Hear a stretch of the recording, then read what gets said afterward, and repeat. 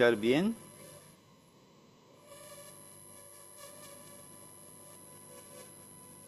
Billy, te escucha. Ya, muy bien.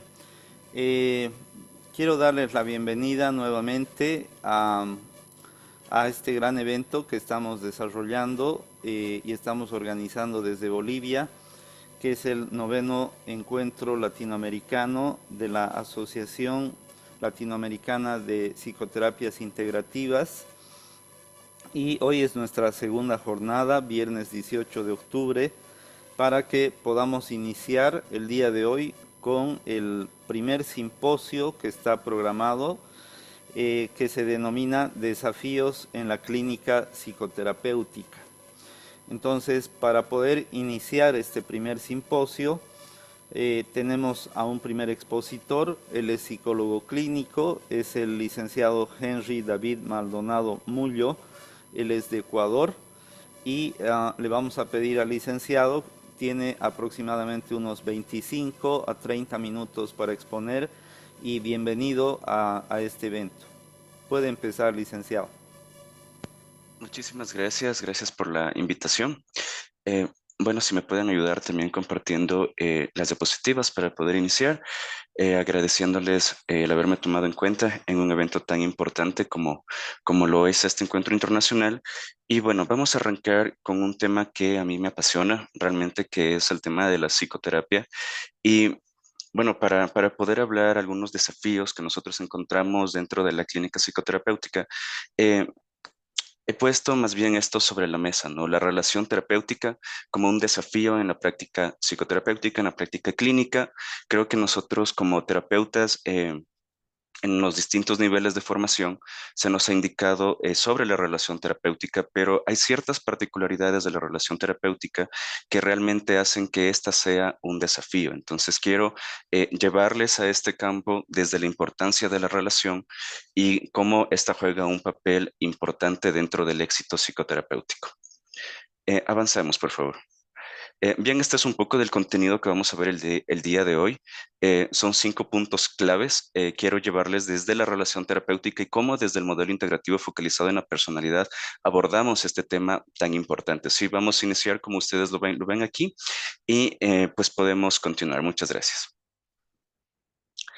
Bien, como ustedes saben, en el año 2003 aproximadamente, bueno, unos años antes, se hizo una investigación sobre qué es realmente lo que funciona en la psicoterapia, ¿no? Se hace esta investigación y pues se dan cuenta de algo sumamente importante.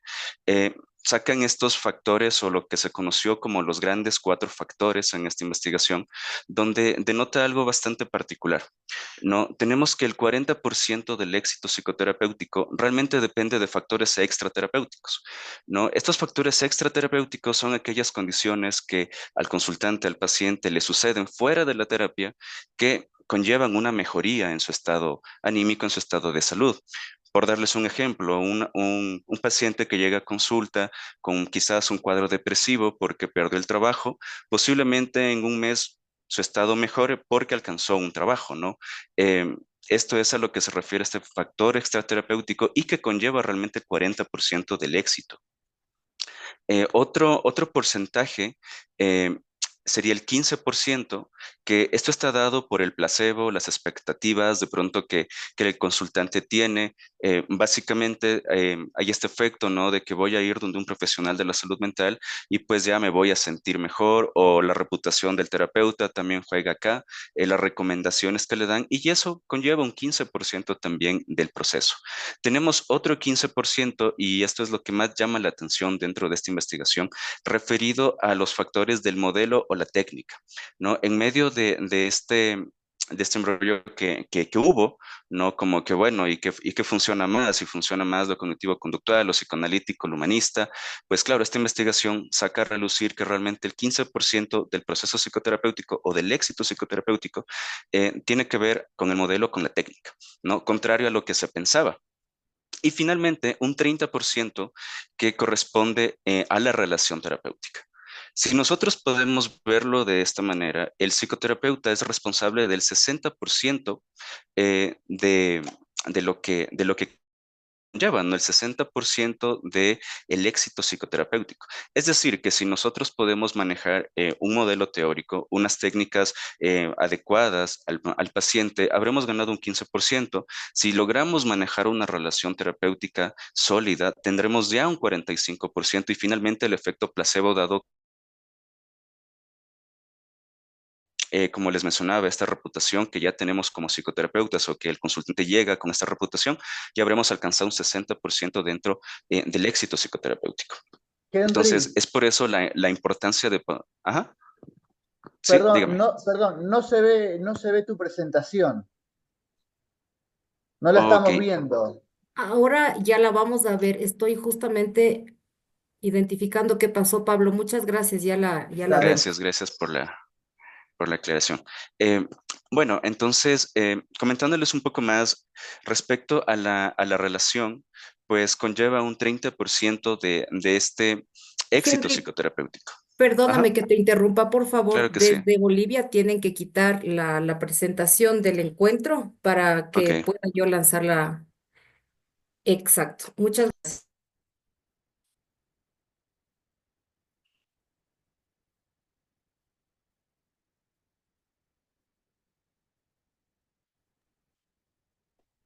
ok. ¿Nos confirman si pueden verlo ahora, por favor?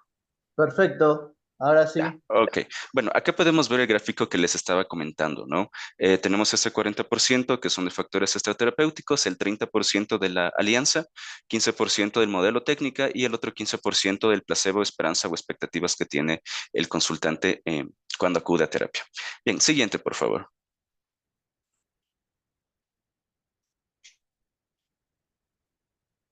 Ok. Bien, ok, ahora vamos a poder ver cómo desde el modelo integrativo nosotros entendemos la relación terapéutica. Y bueno, es una forma de relación interpersonal, pero caracterizada por la condición que en aquella uno de los integrantes como paciente busca o necesita ayuda y el otro proporciona el marco adecuado o el marco apropiado para que se produzca el cambio terapéutico. Esta definición nos lleva a pensar mucho en que es el terapeuta realmente el que va a proporcionar este marco apropiado en el cual va a surgir el cambio. La relación terapéutica no es algo que nace esporádicamente, no es algo que realmente surge de la nada, por así decirlo, es el terapeuta el que debe proporcionar este marco apropiado. Sí, hay muchas posturas de pronto que indican que es la relación netamente la que cura, ¿no? Pero realmente nosotros entendemos que en la relación es donde se cura. ¿No? La relación por sí sola quizás no es suficiente como para poder alcanzar un cambio, pero sí nos permite realmente tomar esa perspectiva donde nosotros podemos hacer un cambio terapéutico. Dentro de esta relación, nosotros debemos considerar algunas connotaciones históricas, familiares, sociales, culturales, que van a partir tanto del terapeuta como del paciente. ¿Sí? Hay cosas como estructuras conscientes, inconscientes, factores inespecíficos, donde está la empatía, la calidez, la autenticidad y la tolerancia. Vamos a entrar en esto un poco más adelante. Otros elementos externos que pueden afectar la relación que tenemos con el paciente pueden ser condiciones ambientales, por ejemplo, las características del consultorio, la grabación de las sesiones, la posición entre paciente y terapeuta. Esto más que todo si, por ejemplo, utilizamos un diván, si no lo hacemos, si utilizamos un escritorio, si manejamos de pronto eh, si nos sentamos en el piso, eso puede también tener alguna implicancia. Y bueno, de todo esto, ¿qué es lo que se ha demostrado que tiene mayor predominancia en cuanto a una relación terapéutica? Pues puede ser más que todo las características de privacidad del consultorio. Si un consultorio no es privado, no tiene las condiciones de privacidad, naturalmente la relación puede verse afectada. Bien, siguiente, por favor. Ok, ahora nos vamos a meter en el tema de los fenómenos afectivos. Y estos fenómenos afectivos van a ser derivados de cualquier relación de ayuda. No es exclusiva de la psicoterapia, sino es de cualquier relación de ayuda. Se puede presentar médico-paciente, enfermera-paciente, inclusive trabajador social y la persona a la que le ayuda, y se van a presentar estos fenómenos, ¿no? Tenemos el rapport, la empatía, la resistencia. Dentro del rapport, bueno, creo que es algo que nos han dicho quizás en los distintos niveles de formación, ¿no? Básicamente esta comodidad que el paciente siente o que nosotros también sentimos frente a la interacción. Y para esto usualmente se va a sugerir iniciar de pronto con temas neutros, no podemos iniciar tan profundo ya a lo que al consultante le trae, ¿no? Sino más bien podemos marcar un ambiente acogedor, un ambiente donde nosotros como terapeutas mostremos el interés hacia esta persona. La empatía. Esto es importante nosotros entenderlo como una sintonización afectiva y cognitiva. Es decir, desde la afectividad, desde la cognición, se logra también esta empatía. No es algo que netamente como que surge, ¿no? Hay un factor, sí, se habla de que hay seres humanos que de pronto no tienen estas características empáticas, pero dentro del terapeuta se esperaría que sí las tenga, ¿no? Algo importante acá, que nos va a ayudar también a comprender es esta sintonización afectiva y es el proceso de sentir como si fuera el paciente. Esta última parte es importantísima porque a veces nos han dicho, ¿no?, que la empatía es ponerse en los zapatos del otro, ponerse en los zapatos del consultante, pero realmente es imposible hacerlo de esa manera, sino más bien lo que sí podemos hacer es sentir como si se fuera el paciente. Si seguimos esta lógica, que nosotros utilicemos palabras como por ejemplo entiendo, comprendo, realmente no son algo que empate con el dolor que tiene la persona o con lo que nos trae a consulta. Entonces, lo que se sugiere más bien es cambiar esto por un intento comprender, intento entender o no alcanzo a imaginar el dolor que estás atravesando, lo cual es más empático del todo y nos lleva justamente a esta sintonización, porque es sencillamente imposible sentir lo que el paciente siente por las connotaciones históricas, por los factores conscientes e inconscientes que hemos conversado, pero sí podemos sintonizarnos efectivamente. Entonces, este uso de palabras es más fiel a lo que se hablaría sobre la empatía. Como la resistencia, en cambio, tenemos que es una posición y defensas que son conscientes o inconscientes, y estas van a impedir el inicio del proceso o inclusive el avance, ¿no? Y acá debemos ser muy cautos con esto porque la finalidad no va a ser destruir esa resistencia. Partamos desde el hecho que esta resistencia o también marcada en mecanismos de defensa justamente hacen eso, ¿no? Hacer que la realidad de pronto sea un poco más aceptable y si nosotros rompemos eso, quizás podemos desencadenar algo para lo cual el paciente no está listo. Por eso es importante no destruir esa resistencia, sino más bien movernos a través de ella y respetando siempre el timing del paciente. ¿A qué hace referencia el timing? A que yo puedo intuir como terapeuta o inclusive podría preguntarle al paciente si realmente está listo como para abordar esto, ¿no? He conocido de casos, han llegado casos a consulta donde el paciente de pronto iba por un duelo, ¿no? Y en la primera sesión el terapeuta le dijo, bueno, ok, entonces vas a hacer una carta a tu familiar. Y claro, el paciente no estaba listo para eso. No estaba listo para eso y por lo tanto no regresó a consulta. Siguiente, por favor. Finalmente encontramos la transferencia y contratransferencia. Creo que esto es algo que ya hemos conocido.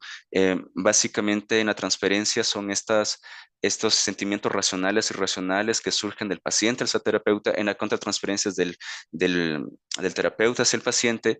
Y básicamente acá pueden ser positivas, negativas, verbales o extraverbales. Positivas de pronto cuando hay este interés, esta parte más de pronto vinculada al cariño, ¿no? Al afecto, y positiva de pronto cuando se da todo lo contrario. Verbales, claro, hay connotaciones verbales que el paciente de pronto nos puede mostrar como que sabe que desde que vengo a consulta me siento mucho mejor, usted sí me atiende, no como el otro terapeuta, connotaciones verbales, ¿no? Connotaciones extraverbales pueden ser llegadas anticipadas al consultorio, pueden ser llegadas tardías al consultorio, ¿no? Es muy usual que cuando uno empieza a entrar en temas más profundos, de pronto el consultante, el paciente empiece a olvidarse de la cita, llegue tarde a la cita, entonces eso también nosotros podemos irlo viendo, ¿no?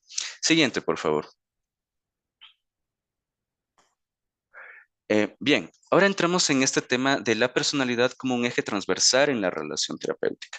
Nosotros hemos visto hasta ahora que hay varios factores que influyen en la relación terapéutica, ¿no? Conscientes, inconscientes, pero ahora les traemos esta propuesta donde la personalidad se convierte en un eje transversal. ¿Qué es un eje transversal? Que la personalidad va a estar presente desde antes que el consultante llegue a la terapia y se va a mantener hasta el final. ¿no? Entonces, para esto es importante ver cómo el modelo concibe la personalidad, algo sumamente importante que es una estructura dinámicamente integrada. Acá vamos a tomar en cuenta factores biológicos, psicológicos, socioculturales, y estos van a establecer en la persona un modo de percibir, pensar, sentir y actuar singular e individual. ¿No? Desde nuestro enfoque se conoce o se reconoce más bien esta estructura dinámica, donde hay factores temperamentales, factores biológicos que sí van a influir, pero también hay una influencia sociocultural y contextual dada ahí. También hay, por ejemplo, elementos conscientes, inconscientes, hay elementos motivacionales, vida afectiva, procesos de aprendizaje, y todo esto desde un marco que este individuo se relaciona con un medio, con un grupo, una sociedad. Entonces también valoramos un pensamiento sistémico y ecológico. Desde el modelo integrativo focalizado en la personalidad, también se ofrece una tipología de la personalidad, pero con la particularidad que su objetivo no es etiquetar a las personas. Su propósito fundamental es que nosotros podamos ajustar nuestras intervenciones a las características individuales de cada paciente. De esta manera es que nos hemos centrado en 4 áreas que están presentes en el comportamiento, que es la cognición, la efectividad, la conducta y las relaciones interpersonales, que vamos a entrar a continuación. Ok, entonces acá tenemos el predominio cognitivo y el predominio afectivo. Esto usualmente es un tema más amplio, pero les he traído características puntuales como para que vayamos entendiendo aquellas características que tiene cada tipo de personalidad. En el predominio cognitivo vamos a encontrar dos, la paranoide y la anancástica. Estas son las características que ustedes pueden ver. Quizás la característica más fundamental de un paranoide es la desconfianza como tal. En una personalidad anancástica, el orden, perdón, en un predominio afectivo encontramos personalidades histriónicas y ciclotímicas.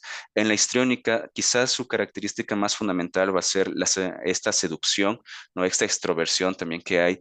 En la ciclotimia, un ánimo variable, ¿sí? Son como características más eh, evidentes en este tipo de personalidad. Continuemos, por favor. Tenemos el predominio comportamental y el predominio del déficit relacional. En el predominio comportamental vamos a encontrar estas características impulsivas, una personalidad impulsiva, y cuando esto pues avanza a un nivel que ya afecta al individuo, afecta a otros también, hablamos también de un trastorno disocial. En la personalidad impulsiva, lógicamente su característica más central va a ser la impulsividad. En el trastorno disocial, su característica fundamental va a ser que es un rechazo a la norma total, ¿no? En cambio, en las personalidades con déficit relacional, quizás donde conlleva un reto más en la relación terapéutica, porque justamente hay este déficit relacional, tenemos personalidades esquizoides, dependientes, evitativas y el trastorno esquizotípico de la personalidad. En el esquizoide, una de sus características fundamentales va a ser que es una persona muy solitaria y también que es poco sensible, ¿no? En la dependiente, en cambio, busca compañía. En la evitativa va a evitar socializar y en la esquizotípica pues es bastante extravagante y tiene unas creencias bastante particulares. Avancemos, por favor. Ok, entonces ahora que ya hemos visto que hay factores que vienen del consultante, del terapeuta, conscientes, inconscientes, la historia de vida y la personalidad, como que la cosa se va complejizando un poco más. Entonces acá les damos como ciertas pautas que nos van a permitir quizás acercarnos un poco más a este tipo de personalidades, ¿no? Rasgos de personalidad paranoide y anancástico. Nosotros vamos a utilizar un acercamiento más desde el juicio, desde el razonamiento, desde la lógica, justamente porque son personalidades que tienen un predominio cognitivo. En el paranoide, quizás la principal dificultad que vamos a tener nosotros para relacionarnos o el paciente para relacionarse con nosotros es que hay una falta de confianza, ¿no? Como son personas bastante desconfiadas, es muy marcado que haya desconfianza en el proceso, desconfianza en el terapeuta. Entonces, el terapeuta deberá aquí mostrarse más confiable, mostrarse más cercano y expresar la aceptación incondicional a su tipo de personalidad. Ok, luego tenemos esta personalidad anancástica. Quizás la principal dificultad que va a encontrar esta persona es el control y rigidez que pueda demandar el consultante de la sesión. Es muy usual que estos pacientes lleguen a consulta y digan, bueno, ok, ¿cuántas sesiones son? ¿En qué tiempo voy a encontrar una mejoría? ¿A qué hora y a qué hora? Y voy a a concretar esto todo en una cita, ¿no? Entonces acá el terapeuta también deberá tomar esta posición más desde un ámbito cognitivo, pero siempre empatizando con la perturbación que le puede generar estos cambios de rutina a la persona, ¿no? Hay que entender que de pronto estas personalidades anancásticas ya vienen siendo incomprendidas por su familia, ¿no? Porque le van a decir, oye, pero si no es tanto el retraso que hay, ¿no? Y van a sentirse muy afectados porque estos cambios en la rutina les van a llevar precisamente a enfrentar un malestar. Entonces es importante que el terapeuta empatice con esto y pues obviamente el empatizar también va a ser algo que el terapeuta evite los retrasos, evite ambigüedades en el proceso, evite extender las sesiones o evite también acortarlas demasiado, ¿no? Son factores que nos van a ir ayudando a marcar esta relación psicoterapéutica. Siguiente, por favor. Ok, vamos con este rasgo o áreas ya afectivas donde encontramos a las personas histriónicas y ciclotímicas. Acá debemos ser muy perspicaces en utilizar justamente los fenómenos afectivos para acercarnos a estas personalidades. En el caso de la personalidad histriónica, la principal dificultad que vamos a encontrar es la manipulación, la seducción también. Entonces el terapeuta acá debe mantener un equilibrio en el acercamiento. No nos podemos acercar tanto como tal o ser tan cercanos afectivamente, precisamente porque este tipo de personalidad pues puede malinterpretarlo y tomarlo como una seducción de parte del terapeuta. Y aquí, claro, en los demás estilos también el terapeuta deberá tener este análisis, reconocer, quizás por ahí mencionaban en el chat de las resonancias, pues sí, deberá también reconocerlas, deberá ser un proceso de autoanálisis para saber cómo ese fenómeno afectivo que puede estar marcando puede estar dando una pauta en la relación que puedo tener yo con una personalidad histriónica. En la personalidad ciclotímica, la principal dificultad va a ser la variabilidad del estado de ánimo. Este puede ser positivo o negativo. Personas que en un momento se relacionan muy bien con nosotros en lo positivo porque obviamente van a estar muy motivadas al cambio, pero en lo negativo, en cambio, van a estar muy reacios, muy distantes. Entonces aquí la recomendación es que el terapeuta muestre primero aceptación incondicional ante esos cambios frente a esta variabilidad emocional y cercanía o distancia según lo que marque el paciente. No háganse en la idea que esto es como manejar un baile y no una lucha. No debo luchar con el paciente, más bien debo estar en esta dinámica conforme al compás que marque el paciente. ¿Sí? Avancemos, por favor. Ok, vamos con este rasgo más comportamental, quizás uno de los retos más importantes que tiene un terapeuta en consulta. Y claro, vienen estos rasgos impulsivos o esta personalidad impulsiva. La principal dificultad, obviamente, la impulsividad y por consiguiente la inestabilidad. Entonces acá lo que se recomienda es que el terapeuta lo hable desde unas propuestas claras, concretas, directas, indicando por qué la importancia del proceso, qué quiere el consultante alcanzar con esto y cómo nosotros podemos ayudarle a alcanzar lo que desea. Finalmente, pues viene el trastorno disocial. Acá su principal dificultad va a ser la relación justamente con la norma. Y acá se va a recomendar, sí, que el terapeuta mantenga esta propuesta concreta, directa, pero adicional que marque roles desde un inicio. Usualmente estas personas que llegan a consulta pueden también tener algún otro tipo de trastorno, a veces tienen algún consumo de sustancias y todo se va complejizando un poco más. Entonces es necesario acá que el terapeuta pues marque el rol desde el inicio. ¿Qué voy a hacer yo como terapeuta? ¿Qué vas a hacer tú como paciente? Y cómo en esto podemos encontrar un objetivo, ¿no? El terapeuta sí puede mostrarse rígido también aquí, porque justamente esto es lo que le hace falta a este tipo de personalidad, pero no debe olvidar nunca la aceptación incondicional y la empatía también. Entonces es un reto justamente con este tipo de personalidades también. Avancemos, por favor. Bien, finalmente tenemos personalidades esquizoides, dependientes, evitativas y el trastorno esquizotípico. Esto quizás conlleva un reto mayor porque justamente estas personalidades tienen un déficit relacional, ¿no? El esquizoide va a marcar mucho esta distancia afectiva, ¿no? En sí mismo y hacia los demás. Es una personalidad que le cuesta mucho expresar su afectividad, como que lo tiene bloqueado un poco, ¿no? Y le va a costar muchísimo acercarse a otra persona. Entonces, el terapeuta acá debe mostrar un trato amistoso, debe respetar la intimidad de la persona, ¿no? Y también debe enfatizar en el beneficio de la relación terapéutica en el proceso, porque quizás esta persona va a decir, bueno, ya dame la técnica, dame lo que necesito para ya salir de esto, pero nosotros como terapeutas debemos enfatizar y a través de de ese énfasis que le damos a la relación terapéutica, pues también vamos trabajando la manera en la que se relaciona esta persona que tiene este rasgo esquizoide. Personas dependientes, la principal dificultad va a ser el apego excesivo. Entonces acá el terapeuta deberá cuidar justamente de no generar esta dependencia, ¿no?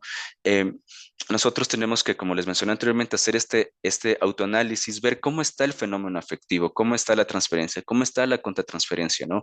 Debo marcar límites, debo analizar si de pronto el paciente está siendo muy condescendiente conmigo. Si yo le digo tienes que hacer esto, y resulta que yo ya sé que es una personalidad dependiente y empieza a hacer exactamente todo aquello que estamos trabajando en terapia, pues vale la pena analizar cómo está esa relación ahí y también como terapeutas, pues promover esta autoeficiencia, ¿no? Es muy usual que personalidades dependientes lleguen con el problema y nos digan, bueno, y vengo acá para que usted me diga qué es lo que tengo que hacer. ¿No?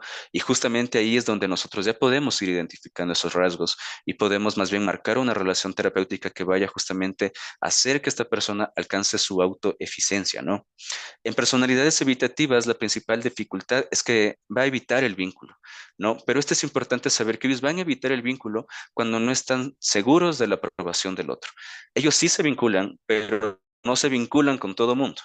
Se vinculan cuando encuentran esta seguridad. Entonces, lógicamente, el terapeuta deberá mostrar aceptación de la relación terapéutica, es decir, decirle, mira, para que esto funcione, nosotros necesitamos esta relación. Sí, finalmente tenemos el trastorno esquizotípico, donde la principal dificultad va a ser su pensamiento mágico.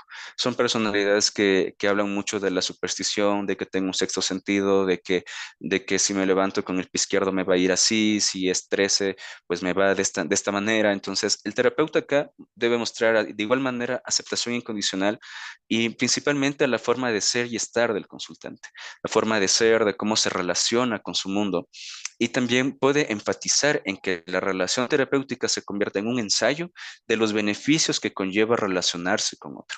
Esto tanto para el trastorno esquizotípico como para personalidades esquizoides, dependientes y evitativas. Siguiente, por favor.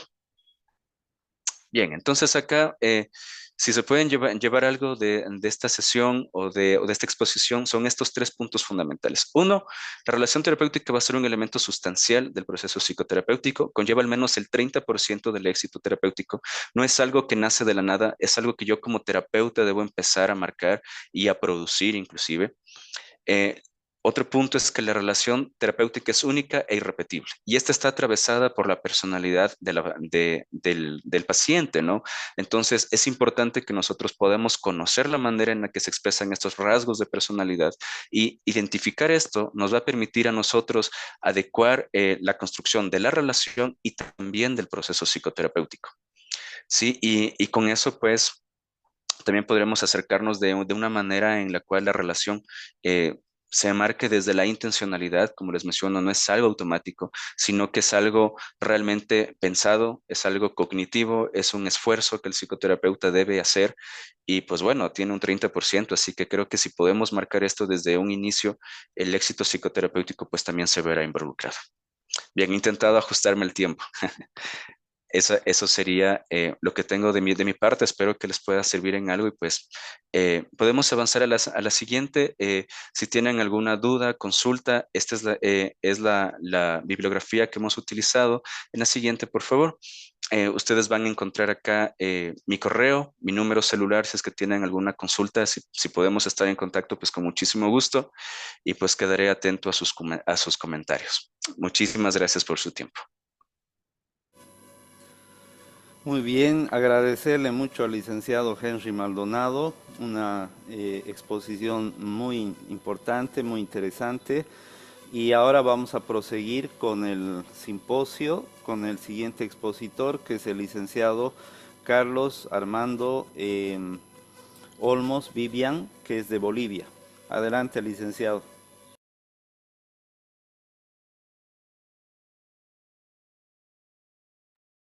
Muchas gracias, licenciado. ¿Se puede ver la pantalla? Sí, se ve bien. Gracias.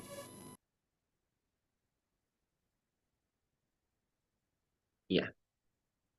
Lo que me, lo que voy a tocar, el tema que voy a tocar, va a ser abordaje integral de la psicoterapia integrativa en casos de depresión. Muy bien. La terapia integrativa se refiere también a la unión de los sistemas afectivos, cognitivos, conductuales de una persona. Se fija en los aspectos sociales de una persona y cómo se le influyen. Y esto en lo que viene a hacer en tratar en casos de depresión es algo bien importante que tenemos que tomar en cuenta. Son aspectos de la vida en la que la persona se va a ir desenvolviendo y muchas veces esos aspectos van a influir en la propia persona para que puedan tener depresión o algún tipo de problema o que sean más propensos a tener depresión. Algo que vamos a ir desarrollando según vayan las diapositivas y la exposición, ¿ya? ¿Por qué una persona puede tener depresión? La depresión es multifactorial, en lo que viene a hacer que una persona pueda tener depresión o pueda ser más propensa a tener depresión, depende de muchos factores, tanto biológicos, psicológicos, sociales, culturales, en lo que viene a ser. Como por ejemplo, en algunas investigaciones indican que una persona es más propensa a sufrir depresión cuando vive en una cultura en la que la persona no es valorada, en la que la persona no es reconocida por sus méritos. Como por ejemplo, o sea, yo en experiencias que he tenido tratando a personas con depresión, ha sido en personas donde, como por ejemplo, vivían en municipios en los cuales sus familiares no los reconocían o los abandonaban o los dejaban a su suerte.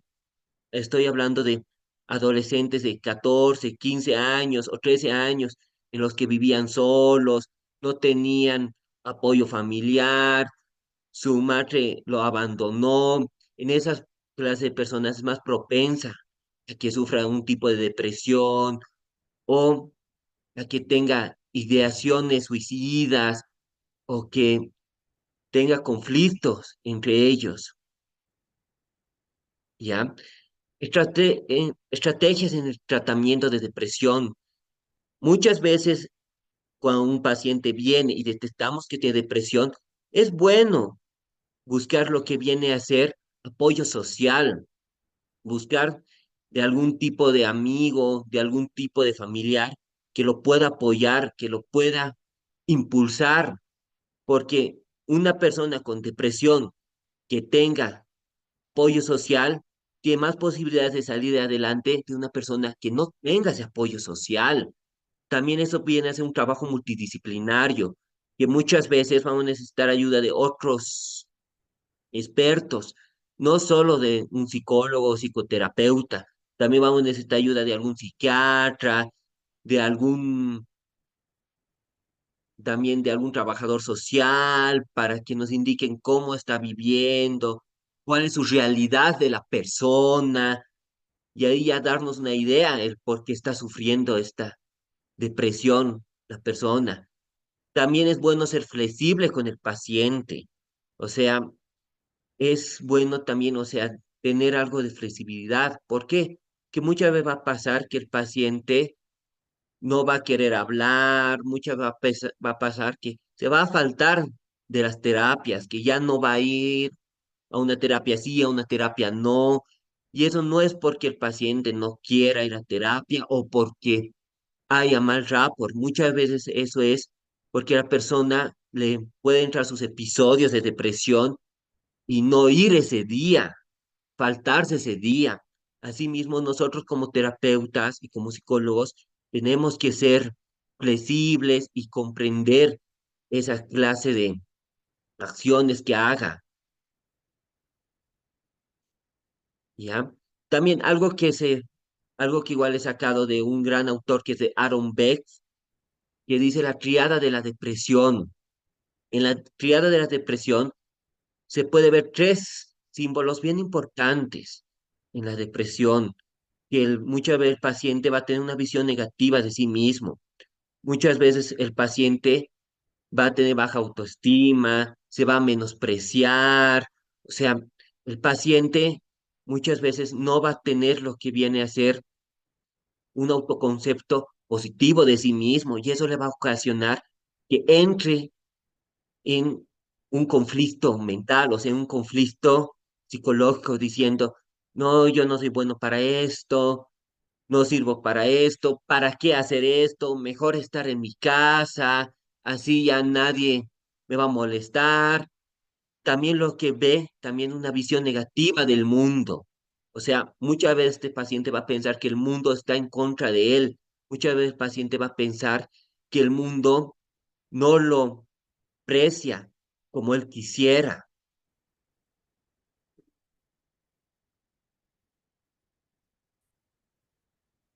Asimismo, o sea, por eso también es la importancia de al paciente hacerle entender que el mundo no está en contra de él, que muchas veces va a haber problemas en el mundo en el que, o sea, o sea, en el que no va a poder salir adelante, pero que al mismo tiempo va a haber personas que lo van a apoyar. También hay que hacerle entender eso al paciente. Bueno, también, igual otra cosa que es bien importante, yendo de la mano de eso, también ver la realidad del paciente. También algo que muchas veces tienen los pacientes con depresión es una visión negativa del futuro.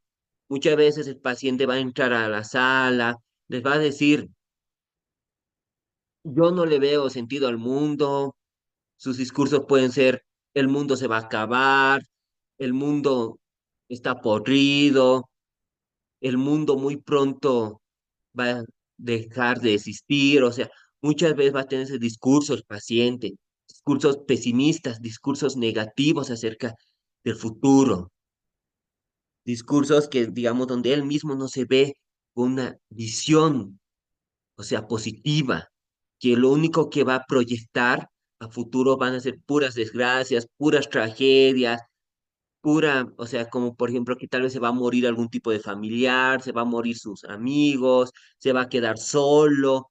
Eso va a proyectar muchas veces el paciente, ¿ya? Principios de intervención psicológica con pacientes con riesgo de que se suiciden.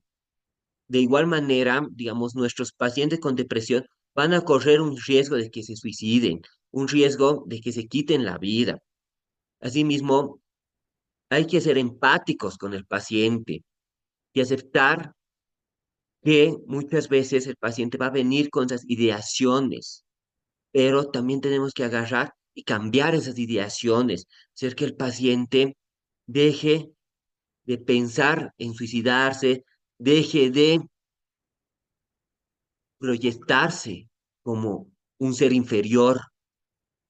Asimismo, nosotros con sus pacientes tenemos que ser reflexivos y analíticos. O sea, tenemos que, en la terapia, tenemos que ir conscientes y tenemos que ir cambiando y tenemos que ir modificándonos a las necesidades del paciente. Tenemos que saber en qué momento decirle qué cosa y en qué momento no decirle qué cosa. Porque muchas veces una pequeña palabra más de lo necesario o no haber dicho un poco más va a ocasionar que el paciente entre en suicidio y se haga ideaciones suicidas. O sea, que el paciente se haga ideaciones de que se quiere suicidar, de que ya no sirve. O sea, esas también hay que ver ese lado siendo más flexibles, siendo que nuestra terapia realmente se amolde al paciente. También una reestructuración cognitiva, o sea, cambiar sus ideaciones negativas por ideaciones positivas, que el paciente vea que realmente hay futuro más adelante, porque muchas veces el paciente va, o sea, como he dicho anteriormente, no va a haber futuro, no se va a sentir muchas veces aceptado ni por la sociedad, ni por sus familiares y a veces ni por él mismo. Y asimismo, hacer una reestructuración cognitiva siendo una gestión de emociones, gestionando sus emociones, que tenga que entender muchas veces el paciente que muchas personas tal vez no les va a agradar, pero también va a haber otras personas que sí le van a agradar. Asimismo, hacer que el mismo paciente se proyecte en lados positivos, se proyecte positivamente hacia el futuro.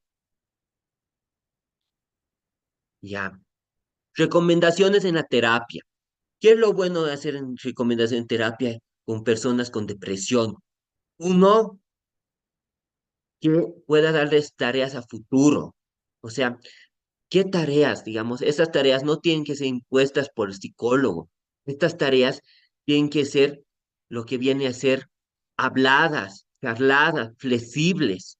Tareas en las que el mismo paciente se sienta identificado, en tareas que el mismo paciente se sienta motivado, porque si no hay esa motivación, no va a hacer ningún tipo de tarea, no va, o sea, no va a desarrollarse plenamente si no existe una motivación previa en eso. También es ser sinceros con el paciente en todo momento. En esto también entra mucho lo que viene a ser contexto social. Si vemos que el contexto social realmente no lo apoya, no quiere saber nada de él, o sea, es un contexto social que realmente no hay apoyo en el paciente, hay que ser sinceros, hay que proyectarles. Ya efectivamente, tu contexto social no te está apoyando, no te quiere apoyar, pero también hay otros métodos para salir adelante, porque muchas veces sí somos, o sea, si le queremos proyectar al paciente que ese contexto social lo apoyará, lo va a guiar, lamentablemente nosotros no tenemos influencia en ese contexto social. Cuando no tenemos influencia en ese contexto social, no podemos obligar a ese contexto social que apoye al paciente, sí recomendarle, sí darle guías al contexto social, pero lamentablemente no los vamos a poder obligar. Y asimismo, hacer entender eso al paciente, que ese contexto social tal vez no lo va a apoyar, pero que de igual manera tiene que salir adelante, de igual manera tiene que buscar alternativas, ¿ya? Igual, informar de la situación actual a las personas apropiadas. Muchas veces va a pasar que el paciente va a hablar de suicidio, va a hablar de que ya no quiere vivir más, también va a hablar, o sea, de su estado anímico, o sea, va a hablar de muchas cosas en las que van a ser alarmantes para el psicólogo. Y así mismo, como van a ser alarmantes para el psicólogo, va a ver, hay que ver eso, si hay riesgo de que haga algo contra su persona, contra su integridad. Asimismo, igual es bueno buscar lo que viene a ser apoyo de terceras personas.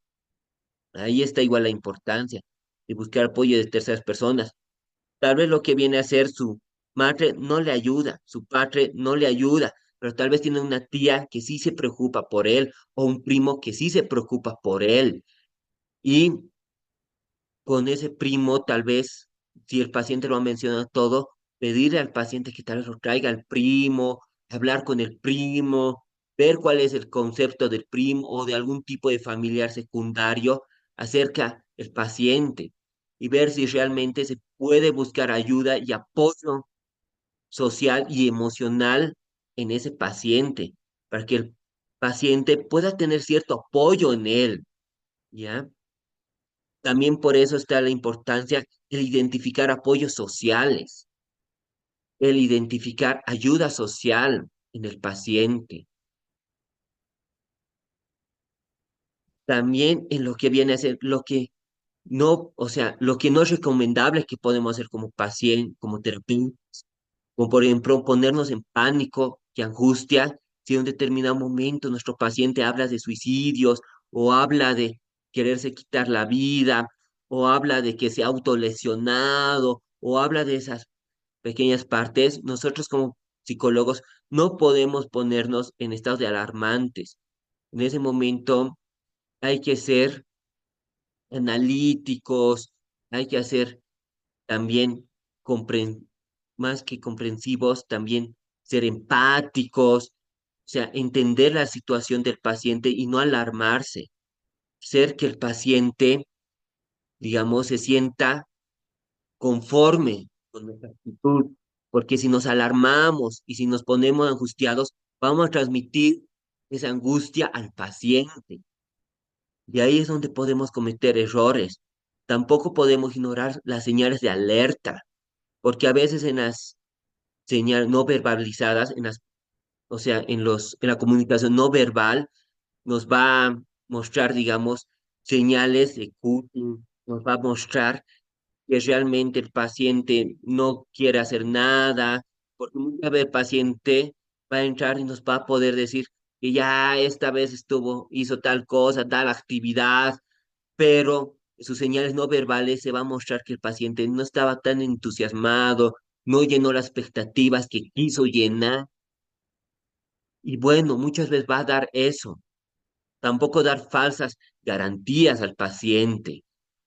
Muchas veces, digamos, el paciente va a querer unas garantías que realmente, como por ejemplo, su familia los van a querer, una garantía que también va a querer pacientes que, no, yo quiero que mis amigos, mis familiares me acepten, pero ahí mismo hay que hacerles entender a los pacientes que eso ya no va a venir de ellos, sino que lo que él puede controlar va a ser sus emociones, lo que él puede controlar son sus actitudes, pero ahí hay que hacerle entender que lo que no va a poder controlar va a ser las actitudes de las demás personas y asimismo hacerles entender que muchas de las personas, como mencionaba más antes, no van a querer y asimismo, digamos, no dar, digamos, falsas garantías de que realmente su contexto social lo va a aceptar.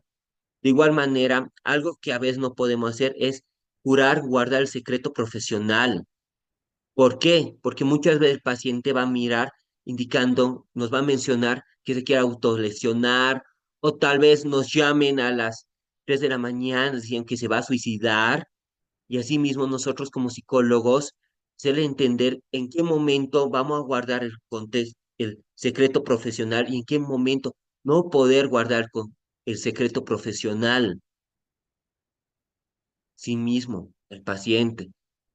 Y tampoco algo que no podemos hacer en todo el transcurso de la terapia es dejar solo al paciente, es hacer que el paciente se sienta, hay que hacer que el paciente se sienta protegido y seguro en las terapias, que el paciente sienta que realmente va a tener el apoyo en el terapeuta. Ya. También algo que igual me gustaría tocar en este tema es el terapeuta como en un contexto personal. ¿Por qué? Porque mayormente los problemas que también cruzamos como terapeutas en tratar a los pacientes es que tal vez a veces el mismo problema que está cruzando el paciente puede ser un problema que nosotros estamos cruzando. O sea, tal vez el paciente está cruzando un divorcio y eso lo ha entrado en depresión y tal vez en ese rato igual el psicólogo tal vez está igual cruzando por algún tipo de divorcio, por algún tipo de conflicto social que se asemeje a ese conflicto social y eso muchas veces nos va a poder hacer que emocionalmente no nos sentamos capaces de tratar al paciente. Es algo que también muchas veces no se habla, como por ejemplo, ¿cómo se siente un terapeuta? ¿Cómo se siente un psicólogo? Muchas veces está ese tabú, que supuestamente ese tabú dice, eres psicólogo, no puedes tener problemas, eres psicólogo, no puedes tener depresión, eres psicólogo, no puedes tener tal cosa. Muchas veces se manejan con ese tabú y es mentira. Un psicólogo al final es una persona, es un ser viviente que siente y comprende. El psicólogo, el terapeuta, o sea, siente todo eso. Y muchas veces nosotros como psicólogos vamos a cruzar depresión, vamos a cruzar eso, todos esos problemas. Asimismo, como vamos a cruzar todos esos problemas, es importante que el psicólogo identifique realmente esos problemas y si emocionalmente y anímicamente nos sentimos capaces de tratar al paciente. ¿Por qué? Si anímicamente no nos sentimos capaces, en- o sea, vamos a transmitir esas emociones al paciente. Y ahí también está algo que hablamos muchas veces y decimos, amor a la carrera. Nosotros como terapeutas, ¿cómo vamos a poder dar terapia? ¿Cómo vamos a poder sacar adelante al paciente si no tenemos un amor a nuestra carrera, si no estamos convencidos en lo que hacemos? Tenemos que estar convencidos, tenemos que estar también preparados emocionalmente, anímicamente, profesionalmente, académicamente, para poder apoyar al paciente. Una vez que transmitimos esa seguridad en todos esos aspectos, el paciente se va a sentir más seguro. Ya. Bien. Muchas veces va a pasar que nosotros vamos a tener que derivar al paciente y en esta derivación, ¿qué es lo que tenemos que ver? También tenemos que ver si el psicólogo o terapeuta que le va a tocar va a ser un buen psicólogo o un buen terapeuta y que realmente pueda tratar al paciente. Y asimismo, no significa que ahí va a terminar nuestro trabajo. Muchas veces vamos a tener que seguir haciendo seguimiento a nuestro paciente para ver cómo va a progresar y cómo va su evolución del paciente. Ya, comportamientos de alerta que pueden mostrar en terapia. Muchas veces el paciente va a mostrar ciertas alarmas y ciertos comportamientos que nos pueden dar objetivo como alarma, como por ejemplo, si el paciente compra objetos para autolesionarse, si el paciente decir de forma indirecta que se va a suicidar, que empiece a vender o regalar sus objetos personales. Puede ser una señal de alarma. Guardar una cantidad excesiva de pastillas, que de la noche a la mañana empiece a comprar muchas pastillas o poco a poco empiece a guardar pastillas, presentarse con signos de cutting o autolesiones, quedarse días enteros cerrados en su dormitorio, dejar de comer, son señales de alarma que nos pueden guiar y que nos pueden dar el paciente en la terapia y que hay que ver. También, ¿cuáles son los beneficios de la terapia integrativa en personas que atraviesan depresión? Uno de los beneficios de esta terapia es ser reflexión acerca de su pensamiento y comportamiento. Al paciente le vamos a dar, en las terapias le vamos a dar reflexión, vamos a que reflexione de su propio comportamiento para que vea realmente si ese comportamiento es positivo o negativo para él, que el paciente se sienta seguro de poder hablar y poder decir el, cómo se siente. Asimismo, con eso, darle objetivos positivos a mediano y futuro plazo, herramientas sociales, cómo manejarse socialmente, que también que la terapia sea moldeada a las necesidades del paciente. Como hemos hablado, lo más uno de los fuertes de la terapia integrativa viene a ser que hablamos en un contexto, digamos, no solo enfocándonos en una parte, sino en una parte global, siendo flexibles, también hablando con el paciente, tomando decisiones conjuntas con el paciente que sean decisiones positivas para el paciente. Asimismo, darle al paciente una terapia moldeada a él mismo, una terapia en la que pueda entenderse él mismo y en una terapia en la que podamos apoyarlo a él mismo. Porque también, como decimos, muchas veces los pacientes es un mundo, cada persona es un mundo, cada persona es realmente diferente y cada terapia se tiene que amoldar sus necesidades del paciente. También algo que se puede hacer en las terapias es una indagación terapéutica con el objetivo de conocer las creencias irracionales que el paciente te va a ir presentando. Asimismo, ir conociendo esas creencias irracionales, conociendo y aportar claridad para que se pueda dirigir y para que tome conciencia de sus acciones. También ver sintonía con los sentimientos, sensaciones y necesidades de la persona a nivel afectivo y cognitivo en estos pacientes. Esos otros beneficios de la terapia integrativa, que vamos a trabajar mucho lo que viene a ser el lado afectivo, el lado de creencias, el lado también de emociones. Todo eso vamos creando con el paciente. ¿Para qué? También para crear una alianza terapéutica en la que se base en el respeto y cuidado de la integridad del paciente. También, ¿qué es lo que implica esto? También implica un compromiso del paciente con el bienestar del cliente, comenzando una indagación empática hasta el punto de estar plenamente presente para la persona. Nosotros como terapeutas muchas veces vamos a estar presentes al paciente y ayudarlos, aunque estén 40 minutos en eso, una hora en terapia, hacer que esa hora valga la pena para el paciente. Ya, relación entre terapia y paciente. Esta relación, lo que viene a ser con pacientes con depresión, hay que ver mucho lo que es la integridad del paciente, cuidar su integridad del paciente en esta relación, evitar crear dependencia también. Nosotros como pacientes, ahí también está lo que viene a ser la importancia de amar nuestra carrera, de amar lo que hacemos. ¿Por qué? Porque si amamos nuestra carrera, si amamos lo que hacemos, vamos a buscar también alternativas, vamos a buscar también opciones en las que el paciente pueda ser más autónomo y que nos desarrolle algún tipo de dependencia con nosotros, sabiendas que el paciente es un ser dependiente, un ser que pueda tomar sus propias decisiones sin necesidad que cree una dependencia a nosotros. También ser realistas en todo momento. Con el paciente siempre hay que ser realistas y hacerle entender su propia realidad. Mantener un seguimiento constante al paciente también es importante.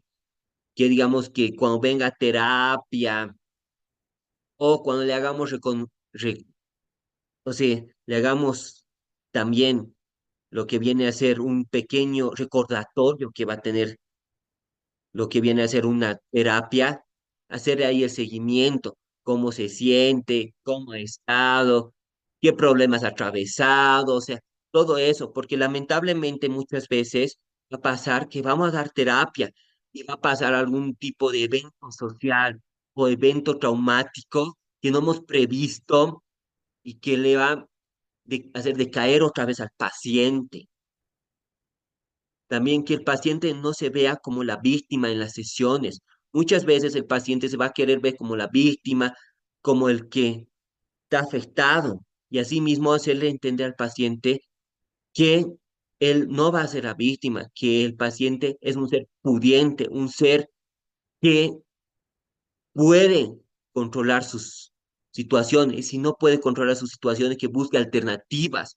También algunos de los pros de la psicología integrativa, que nosotros les vamos a dar herramientas sociales y herramientas emocionales para poder superar los problemas que atraviesa el paciente. Ya, y en conclusión, para terminar, ya, en conclusión yo puedo decir que realmente nosotros vamos a tratar todo tipo de personas, todo tipo de pacientes que tengan algún tipo de depresión o conflictos sociales que le ocasionen depresión, sí mismo como paciente, como terapeutas y como psicólogos, aquí está la importancia de ser empáticos, de ser realmente personas que hacen un pro a la carrera, porque algo que yo voy a rescatar, que muchas veces me han dicho, es que la psicología no nos hace a nosotros, nosotros hacemos la psicología. O sea, el psicólogo es el que hace la psicología. ¿A qué me voy con eso? Que nosotros como psicólogos, como terapeutas, somos lo que les da el nombre a la psicología.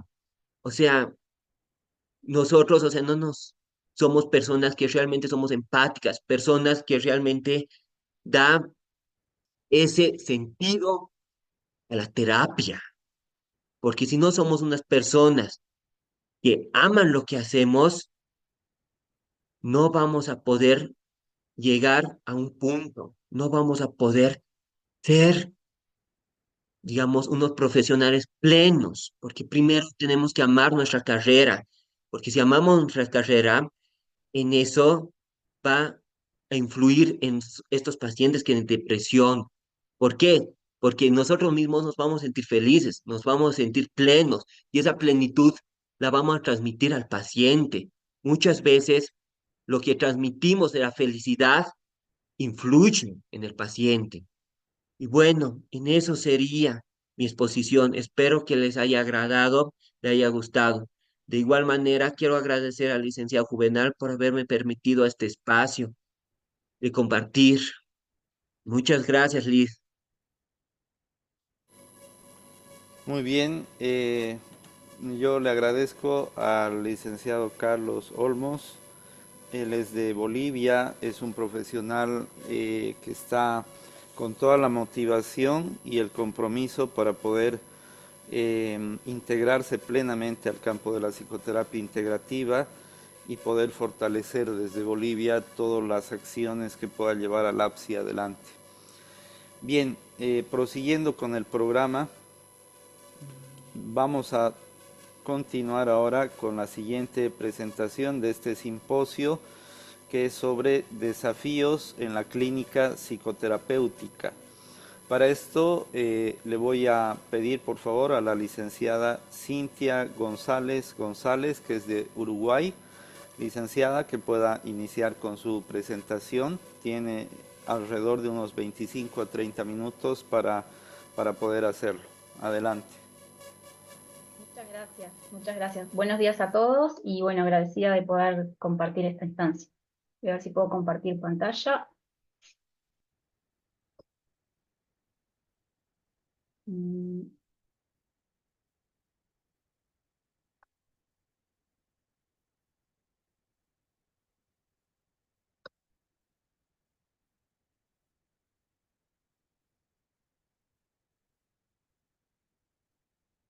Ahí se ve.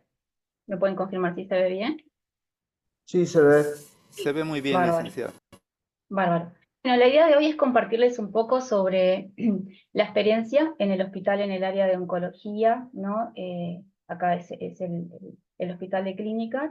Y bueno, desde este enfoque de psicoterapia integrativa, ¿no? Contarles un poco que en realidad esta experiencia a estos pacientes y a los familiares cercanos de los pacientes viene desarrollándose, como les comentaba, en el servicio de oncología, en el Hospital de Clínicas de la Facultad de Medicina en Uruguay, desde el año 1995, o sea, hace bastante tiempo ya, un trayectoria importante, y que está a cargo, o sea, fue a partir de un proyecto presentado por la doctora Margarita Dubourdieu.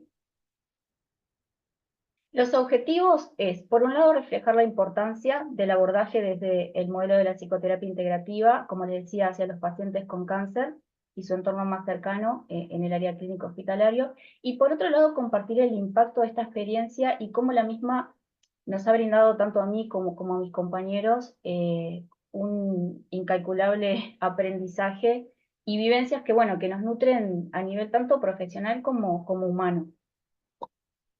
Entonces, bueno, compartirles un poco esto, ¿no? de la psiconeuroinmunoendocrinología, bueno, en qué se relaciona, ¿no? Y cómo incide más que nada en esta enfermedad. Y para eso hay que tener presente, ¿no? De que lo abordamos parte desde una concepción que es una red de sistemas que se intermodulan de tal forma que las alteraciones en uno de ellos repercute en los otros sistemas. Es decir, que de hecho se ha comprobado científicamente la existencia de receptores en las células del sistema inmune para mensajes provenientes del sistema nervioso y endocrino, y a la inversa en los otros sistemas. Esto significa que hay continuas intermodulaciones entre todos estos sistemas, están todos interconectados. Es decir, que lo que incide en uno termina afectando inevitablemente en los otros. Esto es importante tener presente, ahora les voy a compartir un poco mejor por qué. Esto nos lleva como a la comprensión del ser humano desde esta perspectiva. Y bueno, y la NIE justamente comprende al ser humano como un sistema complejo, abierto, inmerso y formando parte de un contexto que está en un continuo fluir de intercambio con su ambiente socio-cultural y ecológico. Es decir, que es una visión holística y lo comprende como una unidad que engloba cuerpo, mente, espíritu y entorno, y plantea que no se puede separar lo biológico de lo psicológico, y que cada dimensión del ser humano se interrelaciona en forma dinámica con las demás. Esto yo no puse ahí la cita, pero es una cita de la doctora Dubourdieu, de uno de sus libros que ella explicó. Entonces, esto nos lleva como a comprender que partimos de una base de un supraparadigma NIE, y que está basado en conocimiento científico y diversos paradigmas integradores holísticos y no deterministas. Y esto me parece como muy importante de resaltar. Y dentro de los mismos, algunos de los referentes epistemológicos de los cuales se posiciona, digamos, son todos estos que aparecen acá. O sea que ya eso habla, que es como no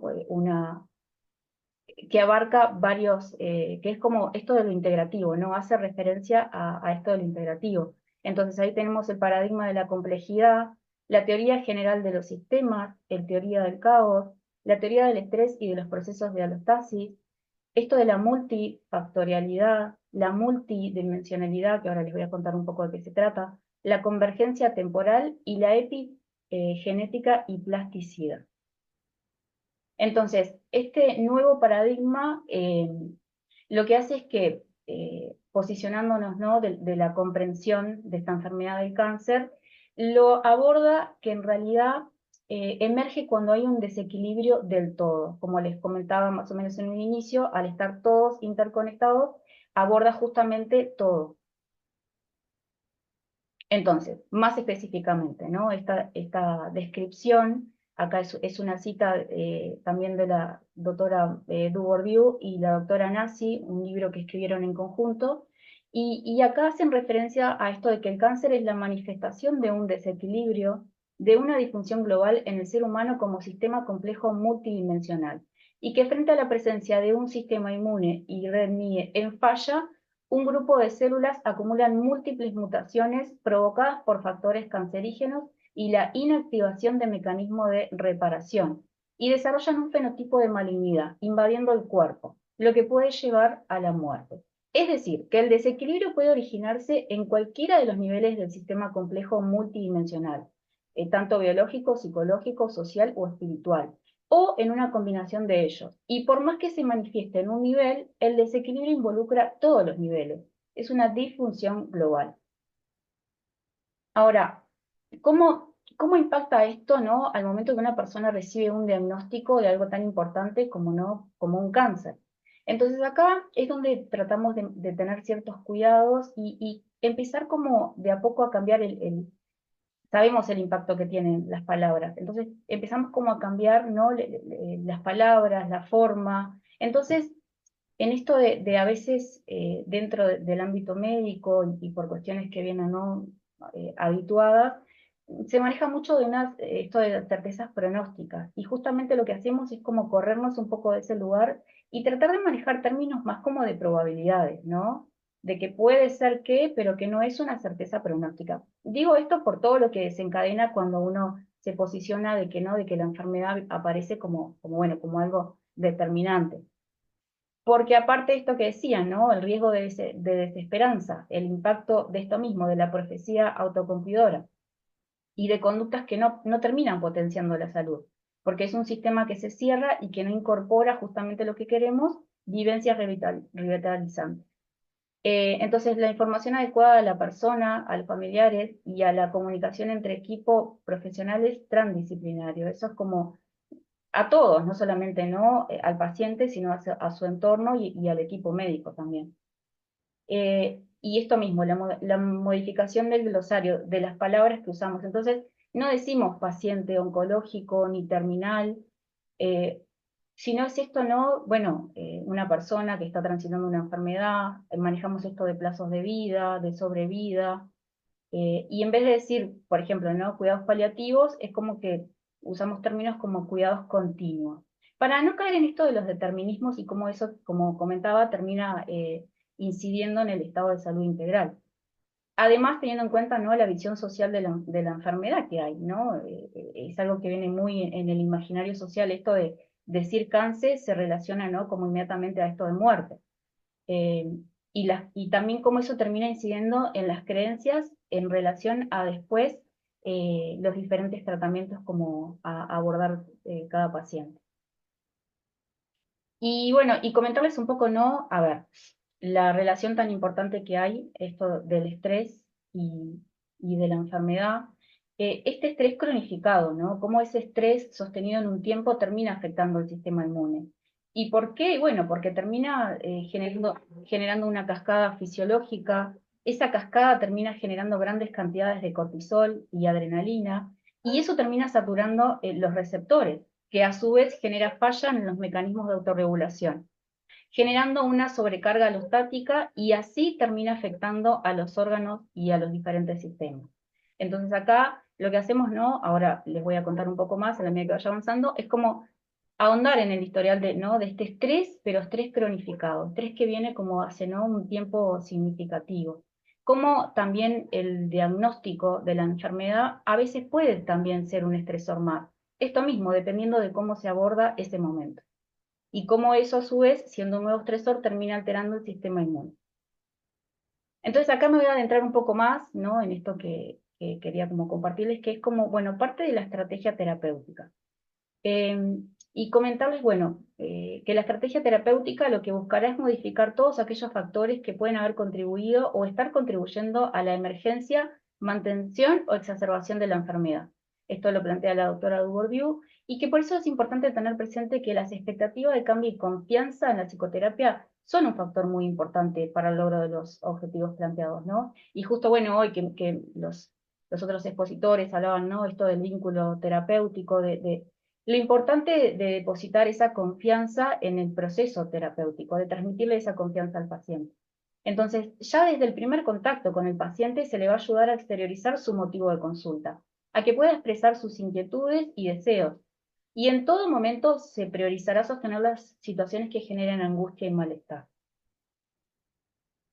Entonces, la fase de la estrategia terapéutica se divide en varias partes. La primera de ellas, que es esta fase más didáctica, que es la biopsicoeducación, tanto con el paciente como con su familia. A veces también lo hacemos con el equipo médico, ¿no? Es como a todos en realidad. Y que la fase de biopsicoeducación va a estar presente durante todo el tratamiento, porque va a tener la finalidad de aportar al paciente una mejor comprensión del funcionamiento del ser humano como una unidad y red MIE, y en su complejidad multidimensional. Y esto es muy importante, porque muchas veces, a ver, después lo voy a compartir, pero son pacientes que vienen como con un nivel socioeconómico, cultural bajo, entonces muchas veces quieren saber cómo funciona su cuerpo, por qué les pasa lo que les pasa, tienen como muy buena adherencia al tratamiento y muy buena disposición a querer saber. Y sabemos que eso termina como incidiendo en los estados de ansiedad, baja un poco la ansiedad. Y la biopsicoeducación en parte es eso, ¿no? Es como, bueno, explicarle cómo es que está funcionando su cuerpo, ¿no?, y su mente, o sea, todo lo que aborda el ser humano. Entonces, lo que vamos a hacer es focalizarnos en aminorar por un lado los factores de riesgo, y por otro promover y potenciar los factores de protección en estas 5 dimensiones que yo le compartía, que son la biológica, la cognitiva, la psicoemocional vincular, la socioecológica y la trascendental. O sea que ahí también hace referencia a esto de lo integrativo, ¿no?, de enfocarnos en todas esas áreas. Y para eso, para justamente poder generar nuevas vivencias placenteras y de bienestar biopsicoemocional, para que empiecen a quedar registros, ¿no?, tanto en lo corporal como en lo cognitivo, en lo mental y en lo espiritual, que empiecen a quedar esos nuevos registros de estas vivencias, ¿no?, más placenteras. Esto aportará en la autoconfianza, en las relaciones interpersonales y en el desarrollo de la comunicación asertiva. Estará presente en cualquier momento durante todo el proceso de la enfermedad, ya que es una estrategia preventiva y terapéutica. Esto mismo, ¿no? El que los pacientes sepan cuáles son esos factores que terminan tanto incrementando su estado, ¿no?, de enfermedad, o sea, disminuyendo los factores de riesgo o potenciando, no solo va a servir cuando reciben el diagnóstico, va a servir como una forma preventiva ante posibles recaídas, o sea, es algo que lo van a utilizar en otras etapas de la enfermedad también. Bueno, otra de las fases dentro de la estrategia terapéutica es esta fase de evaluación diagnóstica multidimensional. Acá lo que buscamos es determinar los factores que pudieron contribuir con el proceso de enfermedad. Y esto se realiza mediante diferentes técnicas y procedimientos. Entonces lo que hacemos es, como les decía, identificar los factores de estrés y protección en estas 5 dimensiones, la biológica, la cognitiva, la psicoemocional vincular, la socioecológica y la espiritual. También lo que hacemos es trabajar con una biopsicografía, en donde íbamos, ya desde la primera entrevista vamos recabando datos que nos van a ir ayudando a completar esta biopsicografía, y también utilizamos una línea de vida para poder identificar estos estresores que vienen cronificados. Que muchas veces el poder exteriorizarlo a través de una línea de tiempo también ayuda un poco a esto de reordenar. También trabajamos en esto de la semiología y la serie sindromáticas con el manual de psiquiatría, el DSM-5, y dentro de las herramientas complementarias utilizamos el inventario de personalidad, el MMPI, y el test de esquema de Jeffrey John. En la fase, de esto no, dentro de la fase del tratamiento, de la estrategia terapéutica, lo que buscamos en realidad, ¿no?, en estos pacientes que están atravesando por esta situación es, por un lado, debilitar la metaplasticidad patógena, es decir, esto de los factores de riesgo. Por otro lado, fortalecer la metaplasticidad saludable, potenciar los factores de protección, pero más que nada esto va a llevar a habilitar nuevas respuestas psicofísicas, y por lo tanto va a hacer que los pacientes puedan no solo incorporar herramientas nuevas, sino que logren como potenciarlas. Y eso, uno de los objetivos es que se dé en el encuadre, en la dinámica no terapéutica, pero que lo lleven afuera, que de hecho es una de las cosas que observamos, como continuamente están todo lo que les enseñamos y lo que ellos van incorporando, lo llevan inmediatamente a la afuera. Entonces, en esto no, que justo venían también hablando hoy los otros colegas, la importancia del vínculo terapéutico como para habilitar estas experiencias correctivas o enriquecedoras mediante esto que le decimos principios de influencia y fuerzas de cambio. Entonces, esto también tiene que ver, ¿no?, va de la mano con trabajar en la reestructuración cognitiva y también con la asertividad y la resolución de problemas. Y para eso usamos diferentes técnicas interpersonales y vinculares, y técnicas también de integración mente-cuerpo, ¿no?, que tiene que ver con esto de incorporar la respiración, la relajación, el mindfulness en la vida cotidiana. Y realmente que son pacientes que hacen uso de estas herramientas. Digo, porque a veces tal vez les pasan, ¿no?, los desafíos de la clínica particular, en donde de repente al paciente le cuesta un poco, pero acá hay como una predisposición importante. Ellos realmente hacen uso del espacio terapéutico, pero se posicionan desde este lugar muy activo en cuanto a su estado de salud. Y bueno, y compartirles como un poco más en concreto esto, ¿no?, la experiencia en sí. Y acá no es como, hay 3 cosas como a destacar. Por un lado, como no, estas características de los pacientes, que no hay como ciertos aspectos o mismo ciertas características que están asociados a un tipo de personalidad, que ahora les voy a compartir. Por otro lado, los avances mismos en el proceso terapéutico, esto que más o menos les venía compartiendo. Bueno, y por otro lado, la experiencia propia, ¿no?, en la labor terapeuta-paciente. Entonces, en cuanto a esto de las características de los pacientes, estos son personas de contextos socioeconómico bajo. Entonces, la enfermedad muchas veces es como una de las tantas cosas que le suceden, ¿no? En esto a veces de lo traumático, de la carga importante de estrés, ¿no?, que vienen de vivencias muy significativas durante toda la vida. Entonces, por eso mismo, en general con infancias e historias de vida complejas, carencias emocionales, diferentes tipos de violencia, adicciones, bullying, fallecimientos, enfermedades. Y lo que observamos es que es un tipo de personalidades que entran de esto, ¿no?, de esta categoría que le decimos tipo C, que justamente están como caracterizados por la sobreadaptación. Entonces tienden a ser personas que son esto, ¿no?, de cooperar en extremidad, son muy cooperadores con los demás, adoptan una postura más pasiva, no tienden a ser muy asertivos, son más apacibles, conformistas, quedan en este lugar como más sumisos. Y esto mismo de que se someten a los deseos de los demás por encima de sus necesidades. Hay algo de esto, ¿no?, de venir, ¿no?, de manera ya habituada durante toda la vida, de dejarse de lado totalmente, ¿no?, todas las necesidades. Y esto mismo lleva a la dificultad para expresar sus emociones, y en esto, ¿no?, de reprimir emociones como el enojo, y en el interior hay como esto, una cierta desesperanza y tristeza, muchas veces, ¿no?, como muy instalada ahí. Y bueno, y esto sabemos que lleva a una predisposición a estados de depresión y ansiedad.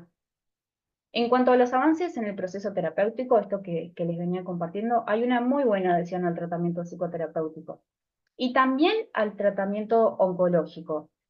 Porque muchas veces, ¿no?, en esto de no conocer o los miedos, como les comentaba, que hay socialmente en relación a la enfermedad, hay mucha resistencia a después ir adhiriendo a los tratamientos que van proponiendo los médicos, ¿no? Entonces acá lo que hacemos es, bueno, la biopsicoeducación ayuda muchísimo para explicar, para informar, y esto ayuda a que disminuyan esos miedos, las angustias y las ansiedades respecto a la enfermedad, a los tratamientos y a los efectos adversos también. Muchas veces, ¿no?, en esto de que van pasando por diferentes etapas dentro de la enfermedad, cuando, no sé, escuchan la palabra morfina, por ejemplo, hay como un miedo importante ahí, ¿no?, a pensar que van a estar en una situación más, ¿no?, cercana a la muerte, digamos. Y bueno, ahí como que en realidad es como, ¿no?, ahondar y hablar y bueno, y transmitir que no necesariamente es por eso. Y eso genera un cambio. Bueno, esto, ¿no?, de los cambios significativos en las conductas de autocuidado, que es algo que viene como muy dejado de lado. Entonces esto lleva a una mejor capacidad para identificar y expresar las emociones. También hay una mayor flexibilidad para comunicar las necesidades propias en la medida que vamos trabajando, esto de la comunicación asertiva. Y esto es sumamente importante, hay una mayor ampliación de las redes de sostén.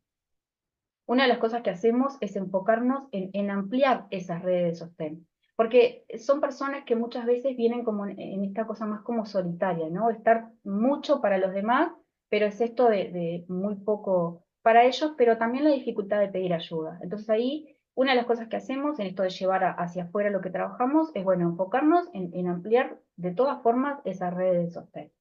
Y esto hace que haya una disminución en factores de riesgo en todas las dimensiones que les compartía, y a su vez un avance en el autoconcepto y también una incidencia positiva en la autoestima.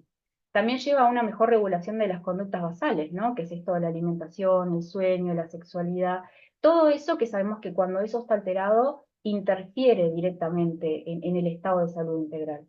Y también, ¿no?, esto de que, a ver, esto termina llevando como a cierto crecimiento postraumático, porque es esto de empezar a habilitar, de ver la enfermedad como un agente de cambio. Muchas veces la enfermedad aparece, ¿no?, de manera como abrupta, genera como esa crisis, ¿no? Esto que decía que a veces se vive como un evento con una carga importante de estrés.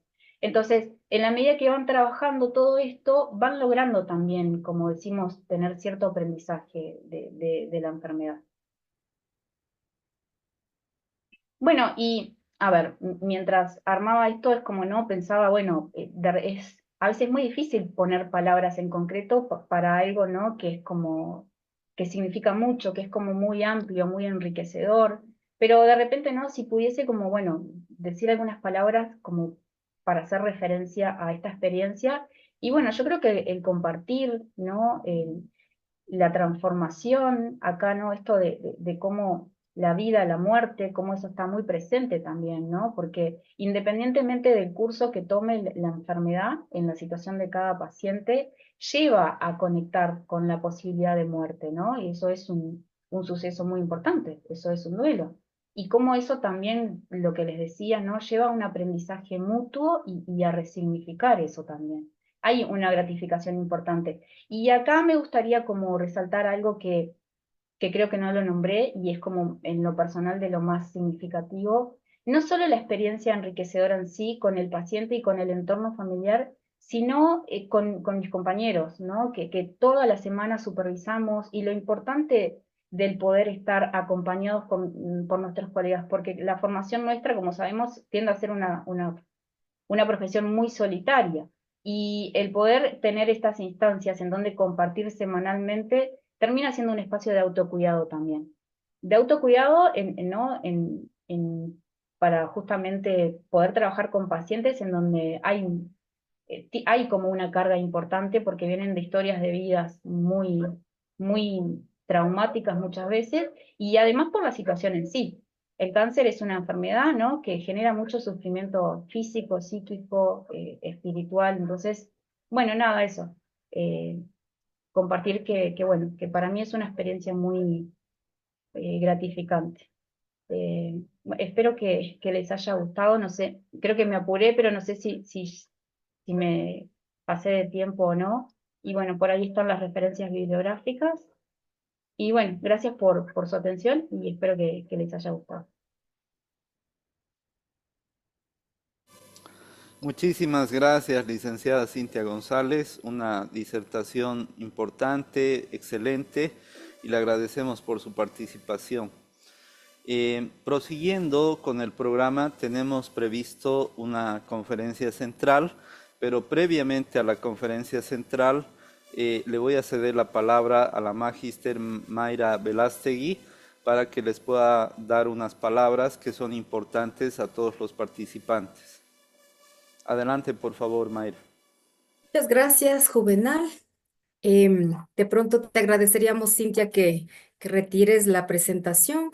Muy importante todo lo que hemos escuchado hasta el momento, muy significativo todo lo que nos han podido compartir desde cada uno de los modelos. Y contarles efectivamente que el día de ayer tuvimos, como ustedes conocían, la asamblea de la Asociación Latinoamericana de Psicoterapias Integrativas. Y tenemos grandes noticias que las compartimos con mucho cariño. Ayer fue una reunión en la que estuvo marcada por el afecto, por todo el respeto y la consideración que como integrativos nos tenemos, pero sobre todo por ese espíritu que nos ha unido siempre. Y ahora más, sabiendo que en ausencia de nuestros dos grandes maestros, la integración continúa y sobre todo la fuerza y la necesidad de seguir avanzando en todo lo que nosotros nos hemos propuesto. Contarles efectivamente que la nueva directiva de ALAPSI fue elegida el día de ayer y tenemos el honor de presentarles a nuestro presidente, que es Pablo Santangelo de Argentina. Y pues aquí está Pablo para podernos, bueno, comentar cuáles son en este momento las emociones, los sentimientos que surge a partir de esta designación y así también compartirles que acompañará a Pablo en la secretaría de la ALAPSI, estará pues nuestro presidente del comité organizador de este evento, que es Juvenal. Juvenal estará desde Bolivia acompañándolo a Pablo en todas las actividades que se promuevan dentro de la CEAPS, de la LAPSI, e indiscutiblemente estaremos todos desde los diferentes países, desde los modelos integrativos de Latinoamérica, muy prestos para colaborar en todas las acciones que ustedes emprendan. Creo que nos unimos todos en este abrazo fraterno y sobre todo en este deseo de que todo el camino que ustedes vayan a desarrollar pues sea marcado por los mayores éxitos y sobre todo por cumplir aún más los objetivos de la integración en psicoterapia. Pablo, Juvenal, muchas felicitaciones por este nuevo encargo y obviamente con esa responsabilidad que sabemos los caracteriza. Y otra noticia muy grande, muy importante, es que también se designó el país en el cual se realizará en un par de años el nuevo evento, es decir, el 10º encuentro de psicoterapias integrativas en Latinoamérica. Y tenemos a Argentina precisamente como el próximo país sede de este evento. Así que también estamos muy emocionados por lo que sucederá más adelante y pues indiscutiblemente con el liderazgo de Pablo y de Juvenal, entendemos que todo esto seguirá marchando de la mejor forma. Así que Pablo, tomas la posta de este proceso de trabajo y estamos totalmente convencidos de que estamos en las mejores manos. Felicitaciones, Pablo, felicitaciones, Juvenal, por este nuevo encargo que tienen ahora. Bueno, muchas gracias, Mayri, muchas gracias por pasar la antorcha.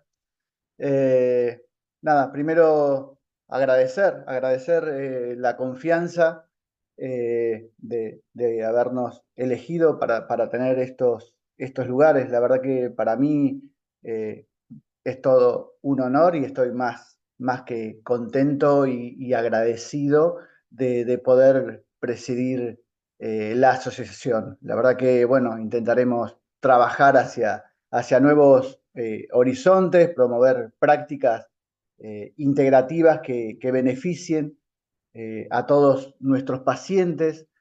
Me parece que una de las cosas en las que vamos a estar trabajando es en tratar de, así como el espíritu del encuentro es de fomentar el intercambio de conocimientos y la colaboración entre distintos miembros de distintos países de Latinoamérica. Me parece que eso es fundamental. Y nada, me parece que también una de las cosas que deberíamos priorizar, ¿no? Es el trabajo ético y la excelencia profesional de los psicoterapeutas integrativos. La verdad que, bueno, nada, nos queda como mucho trabajo por delante. Nada, yo agradezco especialmente a Beatriz Gómez, a María del Pilar Gracioso, a Alejandra Pérez, a toda la comisión directiva y a todos los miembros de ALAPSI en que confíen en que nosotros vamos a poder llevar esto adelante. Y bueno, nos pondremos a pensar ya en el próximo encuentro de acá a 2 años, que lo vamos a tener acá en Argentina. Perfecto, formidable.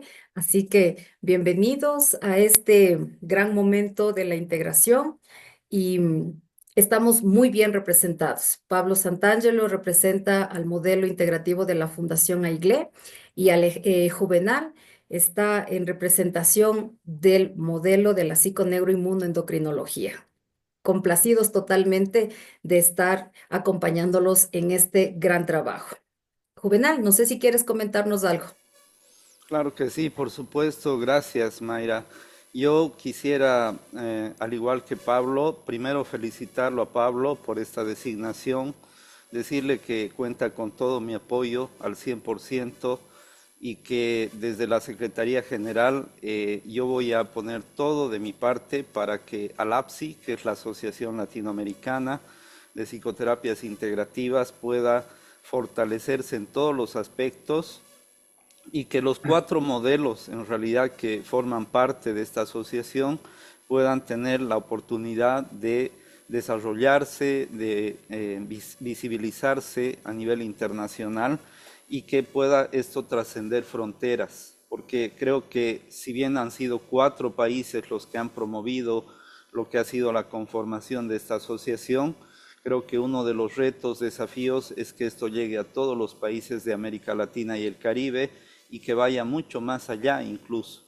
Y algo también que estoy plenamente de acuerdo con lo que ha mencionado Pablo es fortalecer siempre la ética en la labor de los psicoterapeutas integrativos y también la cientificidad, porque creo que eso es lo que nos permite marcar la diferencia y que no se asuma que la psicoterapia integrativa es eclecticismo, ¿verdad?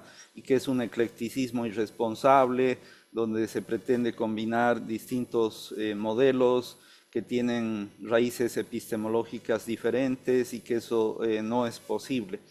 Lamentablemente hay todavía posiciones, llamémosle ortodoxas en el ámbito de la psicoterapia, pero gradualmente vamos aperturando la mente, nos vamos dando cuenta de que la complejidad hoy en día es parte inherente de la naturaleza humana y al ser seres multidimensionales tenemos que abordar esa complejidad desde todos los ámbitos.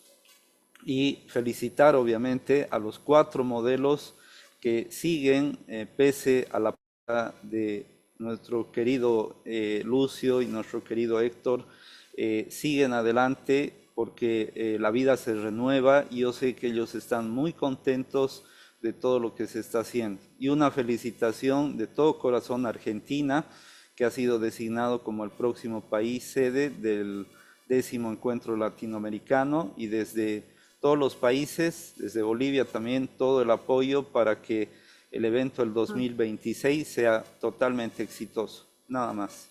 Muchas gracias. Yo quisiera decir unas palabras. Primero, Adelante, por favor.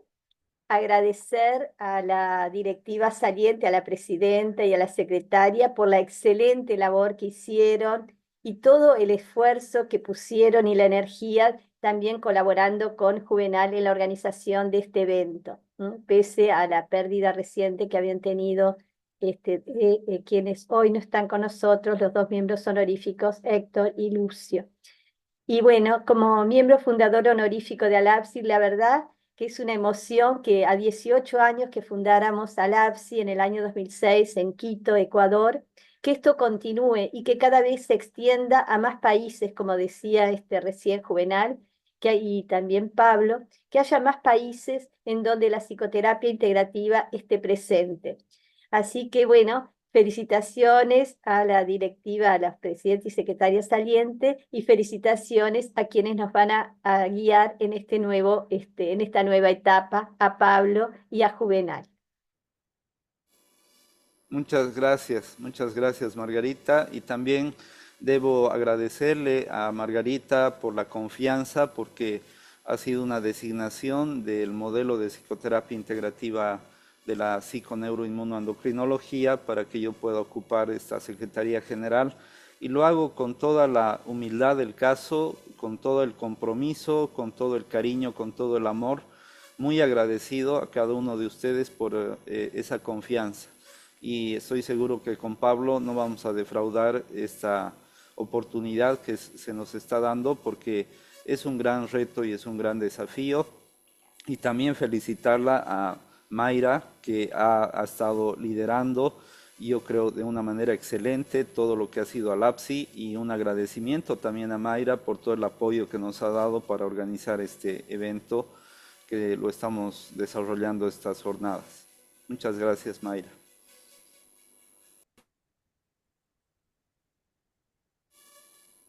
Muy bien, no sé si alguien más de los otros modelos quisiera dar unas palabras antes de iniciar con la conferencia.